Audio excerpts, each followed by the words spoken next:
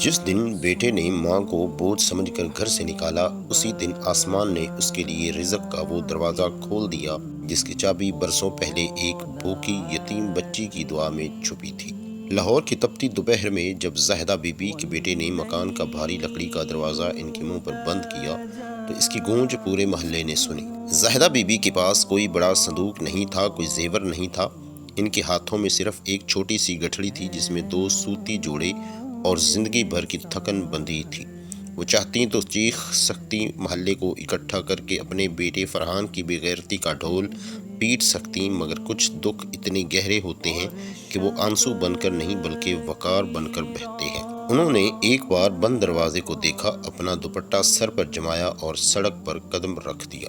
میں نے ایک بیٹا پالا تھا، اب خود کو پال لوں گی۔ یہ الفاظ ان کی زبان پر نہیں، ان کے عزم پر لکھے تھے۔ گھر سے نکل کر انہوں نے ادھار پر ایک پرانا لکڑی کا ریڑا، دستی چھابڑی جس کو کہتے ہیں، وہ لیا۔ ان کے پاس صرف ایک ہنر تھا، ذائقہ، وہی ہنر جو ان کی ماں نے انہیں ملک وال کے ایک چھوٹے سے کچن میں سکھایا تھا۔ تیسرے دن لکشمی چوک کی ایک نکڑ پر دھواں اٹھ رہا تھا۔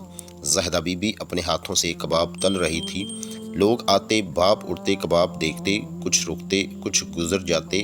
کسی کو خبر نہ تھی کہ اس کالی کڑائی میں صرف کباب نہیں، ایک ماں کی انا پک رہی ہے۔ کئی مہینے گزر گئے، دھوپ نے ان کی رنگت جھلسا دی تھی، تپتے توے نے ان کی انگلیوں پر چھالے ڈال دیے تھے، مگر ان کی کمر اب پہلے سے زیادہ سیدھی تھی۔ پھر وہ دن آیا، ایک لمبی چمچماتی گاڑی ریڑھی کے پاس آ کر رکی۔ ایک نفیس خاتون باہر نکلی جن کے لباس سے دولت اور مرتبے کی خوشبو آ رہی تھی۔ انہوں نے ایک لقمہ چکھا اور ساکت ہو گئی۔ ان کی آنکھوں میں اچانک برسوں پرانی یادوں کا سیلاب اتر آیا۔ یہ ذائقہ، وہ خاتون آہستہ سے بولی، یہ وہی ہاتھ ہیں جن کی خوشبو میں 20 سال سے ڈھونڈ رہی ہوں۔ زاہدہ بی بی نے حیرت سے دیکھا، بی بی آپ مجھے جانتی ہیں؟ خاتون کی آنکھوں سے ایک آنسو گرا، آپ بھول گئیں؟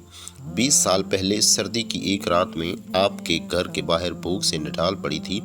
آپ نے مجھے اندر بلا کر اپنے حصے کا کھانا کھلایا تھا اور کہا تھا، بیٹی کبھی خالی پیٹ مت سونا، برکت اٹھ جاتی ہے۔ میں وہی سارا ہوں جسے آپ کی اس رات کی روٹی نے جینے کا حوصلہ دیا تھا۔ خاموشی ایسی چھائی کہ ٹریفک کا شور بھی تھم گیا۔ سارا جو آج ایک بڑی فوڈ چین کی مالکن تھی، زاہدہ بی بی کا ہاتھ تھامے کھڑی تھی۔ میں آپ کو ڈھونڈ رہی تھی خالہ، میں چاہتی ہوں کہ یہ ذائقہ، یہ برکت اب پوری دنیا تک پہنچے، آپ کے نام کے ساتھ۔ وقت نے کروٹ بدلی، وہی زاہدہ بی بی جنہیں ان کے بیٹے نے بوجھ کہہ کر نکالا تھا، اب ایک بہت بڑے برانڈ زاہدہ فوڈز کی چیئرپرسن تھی۔ ان کی تصویریں اخباروں میں تھیں، ان کی کامیابی کی کہانیاں ٹی وی پر تھیں۔